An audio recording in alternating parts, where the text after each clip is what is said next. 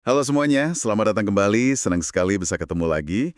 Nah, kita udah sampai di penghujung perjalanan kita nih. Dengan sumber yang Anda berikan, buku From Impress to Obsess, dan khusus hari ini, kita mau bongkar tuntas bab terakhirnya. Bab 20, Start Impressing. Jadi begini, setelah kita melewati 12 prinsip desain pengalaman pelanggan yang udah kita bahas ya, bab terakhir ini tuh kayak rangkuman pamungkas dari semuanya gitu. Misi kita hari ini simpel aja. Kita mau benar-benar paham pesan utamanya. Kenapa sih kalau kita menargetkan kepuasan pelanggan, itu justru sama aja dengan menargetkan untuk jadi biasa-biasa aja. Mari kita bedah bareng-bareng. Oke, bab ini tuh langsung dibuka dengan kalimat yang, jujur ya, agak nonjok gitu. Berusahalah untuk tidak memuaskan, tetapi untuk membuat terkesan. Ini kan aneh ya kedengerannya, kontradiktif gitu. Selama ini kan mantra di dunia bisnis itu selalu customer satisfaction is number one. Kenapa sumber ini malah bilang kalau memuaskan pelanggan itu artinya mediocre? Nah, ini dia. Karena disitulah letak perubahan paling fundamental yang mau disampaikan buku ini. Kepuasan itu bukan lagi garis finish yang ideal. Sumber ini berargumen keras banget bahwa di dunia yang serba terhubung sekarang, pelanggan yang statusnya puas itu sebenarnya ada di posisi yang sangat rentan. Rentan gimana maksudnya? Mereka mungkin nggak punya keluhan, tapi mereka juga nggak punya alasan emosional yang kuat buat setia. Satu penawaran diskon aja dari kompetitor atau satu iklan yang lebih menarik bisa bikin mereka pindah, tanpa pikir panjang. Oke, jadi puas itu posisinya netral, mengambang gitu ya. Betul. Mereka nggak marah tapi juga nggak cinta. Tepat, mereka nggak akan komplain, tapi ya itu, mereka juga nggak akan cerita ke teman-temannya betapa hebatnya layanan Anda. Iya, iya. Nggak akan jadi promotor gratis kita. Sama sekali, kepuasan itu cuma memenuhi ekspektasi minimum. Anda pesan nasi goreng, rasanya oke, porsinya pas, Anda puas. Oke. Tapi apa Anda bakal telepon teman Anda dan bilang, wah kamu harus coba nasi goreng ini? Kayaknya enggak kan? Enggak sih. Kecuali kalau enak banget. Nah, itu dia. Tujuannya bukan cuma transaksi berhasil, tapi menciptakan apa yang disebut buku ini raving fans, penggemar berat. Mereka inilah yang nggak cuma akan kembali, tapi juga jadi tim marketing gratisan Anda. Mereka dengan antusias merekomendasikan bisnis Anda. Disinilah keunggulan kompetitif yang sebenarnya, di kesan mendalam yang tak terlupakan itu. Wah, itu masuk akal banget sih. Jadi pergeserannya itu dari fungsional ke emosional ya. Dan ini nyambung banget sama ide lain di bab ini yang bikin saya mikir keras.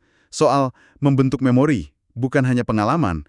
Ini kedengarannya puitis, tapi apa bedanya secara praktis? Nah, ini hanyalah inti dari mekanismenya.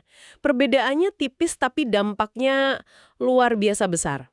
Pengalaman itu terjadi saat ini juga, saat interaksi berlangsung. Saat itu juga ya. Iya, tapi memori atau ingatan adalah apa yang pelanggan bawa pulang setelah semuanya selesai. Dan coba tebak, perilaku mereka di masa depan, apakah mereka akan beli lagi, kasih ulasan bintang 5, merekomendasikan Anda, semuanya itu didasarkan pada ingatan mereka tentang pengalaman itu. Bukan pengalaman itu sendiri. Tunggu. Jadi maksudnya, apa yang sebenarnya terjadi itu nggak sepenting apa yang kita ingat terjadi. Wah, itu bikin mikir keras ya. Persis. Manusia itu bukan perekam video yang objektif. Ingatan kita itu sangat selektif dan emosional. Disinilah prinsip-prinsip yang dibahas sebelumnya, kayak pick and roll, jadi sangat relevan. Ah, ya. Aturan puncak akhir itu. Betul, kita nggak ingat setiap detik dari sebuah interaksi. Kita cenderung cuma ingat dua hal dengan sangat jelas. Puncak emosinya, momen paling menyenangkan atau paling nyebelin, dan bagian akhirnya. Bab 20 ini ngingetin kita bahwa tujuan semua teknik itu adalah untuk secara sadar dan sengaja membentuk sebuah ingatan yang positif. Bisa kasih contoh nyata nggak biar lebih kebayang? Tentu, bayangin deh, Anda nginep di hotel. Semuanya, ya oke lah. Kamar bersih, AC dingin, sarapan standar. Pengalaman yang memuaskan? Biasa aja berarti. Biasa aja. Tapi pas Anda mau check out, resepsionisnya senyum dan bilang, kami perhatikan dari pesanan room service kemarin, Anda suka sekali kopi gayo. Jadi kami siapkan 1 cup gratis untuk menemani perjalanan Anda. Wow. Boom, itu adalah puncak yang dirancang. Itu adalah akhir yang manis. 5 tahun dari sekarang, Anda mungkin nggak akan ingat warna spray kamarnya, tapi Anda akan selalu ingat kopi gratis itu. Itulah kekuatan membentuk memori. Wah, itu contoh yang sempurna. Jadi semua detail kecil, semua interaksi, itu pada dasarnya bahan baku buat membangun sebuah monumen ingatan positif di kepala pelanggan. Kalau kita cuma fokus pada pengalaman saat itu terjadi, kita bisa kehilangan gambaran besarnya. Ini juga menjelaskan kenapa satu interaksi negatif di kasir bisa menghapus semua pengalaman positif pas belanja. Sepowerful itu ya efek akhirnya. Sangat powerful, karena ingatan itu yang akan mereka ceritakan kembali. Mereka nggak akan bilang, saya habiskan 45 menit belanja dengan nyaman, tapi mereka akan bilang, gila udah belanja banyak pas di kasir jutek banget. Iya. Yang diingat yang jeleknya di akhir. Akhir yang buruk merusak keseluruhan narasi di kepala mereka. Jadi pergeserannya adalah dari menjadi penyedia layanan menjadi seorang arsitek ingatan. Menarik sekali. Menjadi arsitek ingatan. Keren banget istilahnya. Tapi ngomong-ngomong soal desain yang disengaja nih. Buku ini tiba-tiba belok gitu. Di bab terakhirnya, sorotannya pindah dari pelanggan eksternal ke internal. Ke dalam organisasi. Ada frasa kunci, pimpin dengan loyalitas. Waktu pertama kali baca, saya kira ini salah konteks.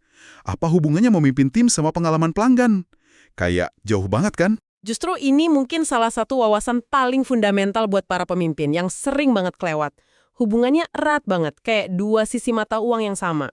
Buku ini berargumen bahwa semua atribut yang membangun loyalitas pelanggan, kayak jadi responsif, komunikasi yang jernih, nunjukin empati, bikin mereka merasa dihargain, itu semua adalah atribut yang sama persis yang membangun loyalitas karyawan terhadap pemimpinnya. Oke, idenya sih bagus ya. Tapi kan kalau di lapangan, manajer itu, ya ampun, dikejar target penjualan, deadline ketat, efisiensi. Apa pendekatan memimpin dengan loyalitas ini nggak akan dianggap terlalu lembut gitu? Buang-buang waktu dan nggak fokus ke hasil akhir? Nah, itu dia. Justru itu salah kaprahnya. Ini bukan soal jadi lembut atau manjain karyawan loh. Memimpin dengan loyalitas itu bukan berarti menyetujui setiap permintaan mereka. Kadang keputusan yang sulit dan nggak populer tetap harus dibuat. Tentu saja. Tapi cara keputusan itu dikomunikasikan dan dieksekusi, itulah segalanya. Melayani tim Anda itu berarti nunjukin rasa hormat bahkan saat nyampein berita buruk. Artinya menjelaskan kenapa dibalik sebuah keputusan. Artinya memperlakukan mereka dengan martabat yang sama seperti Anda ingin pelanggan terbaik Anda diperlakukan. Jadi ini semacam efek domino ya.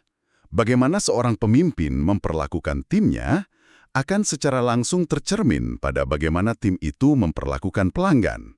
Tepat sekali. Kalau saya ingin tim saya proaktif bantu pelanggan, saya sebagai pemimpin harus proaktif bantu mereka. Kalau saya mau mereka sabar hadapi komplain, saya juga harus sabar dengerin keluhan mereka. Gitu logikanya. Persis. Kepemimpinan itu jadi sebuah pementasan dari perilaku yang Anda inginkan. Anda nggak bisa cuma nyuruh tim Anda buat lebih ramah, sementara Anda sendiri jarang senyum atau gampang marah di ruang rapat. Iya. Walk the talk. Betul. Buku ini menekankan bahwa para pemimpin punya kesempatan emas yang sering disia-siakan. Dengan menerapkan 12 prinsip ini ke staf Anda sendiri, Anda nggak cuma ningkatin moral mereka, tapi Anda secara langsung melatih dan membentuk cara mereka berinteraksi dengan pelanggan. Karyawan yang merasa dihargai dan didukung akan mentransfer perasaan positif itu ke pelanggan yang mereka layani. Koneksinya nggak terpisahkan. Oke, jadi setelah kita pahami filosofi intinya, geser dari puas ke terkesan, dari pengalaman ke memori, dan memimpin dengan contoh, pesan terakhir dari bab ini, dan dari buku ini secara keseluruhan kayaknya, soal kesengajaannya. Dikatakan perusahaan legendaris itu nggak jadi hebat karena kebetulan. Jadi apa langkah konkret selanjutnya untuk kita sebagai pendengar? Pesan utamanya itu pemberdayaan. Sekarang kan Anda udah tahu nih 12 prinsipnya, nggak perlu lagi nemuin secara nggak sengaja atau lewat trial and error bertahun-tahun yang mahal. Anda bisa dengan sengaja mulai hari ini menerapkannya. Ini pergeseran pola pikir yang paling penting, dari reaktif jadi proaktif. Jangan nunggu komplain datang baru bergerak. Betul.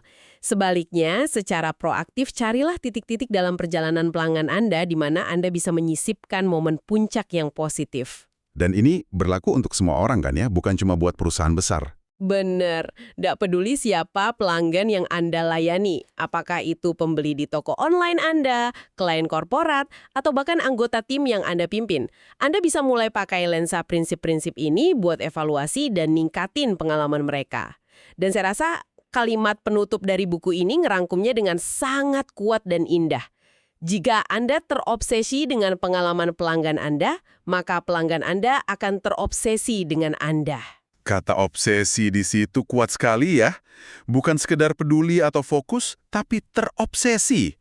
Ini menyiratkan tingkat perhatian ke detail yang luar biasa, yang disengaja dan terus-menerus. Betul, dan obsesi di sini tuh konteksnya positif ya. Obsesi untuk tanpa henti mencari cara membuat orang lain merasa lebih baik setelah berinteraksi dengan Anda atau bisnis Anda. Iya, iya. Itulah inti dari mendesain keunggulan. Jadi, kalau kita rangkum semua ini ya, artinya apa sih? Ini bukan cuma nambahin 1-2 trik layanan pelanggan kan? Ini tentang mengubah tujuan utama kita secara fundamental. Dari yang tadinya membidik kepuasan, yang ternyata cuma garis dasar, menjadi membidik kesan mendalam yang emosional. Dan dari yang tadinya cuma fokus pada pengalaman sesaat, menjadi seorang arsitek yang secara sadar membentuk memori jangka panjang. Sebuah perubahan cara pandang yang total. Tepat. Dan mungkin ini, ya, bisa jadi bahan renungan buat Anda di rumah. Coba deh, pikirkan kembali interaksi terakhir di mana sebuah bisnis atau bahkan seseorang benar-benar membuat Anda terkesan, bukan hanya puas. Bukan yang sekedar oke, tapi yang bikin mikir, wow. Betul.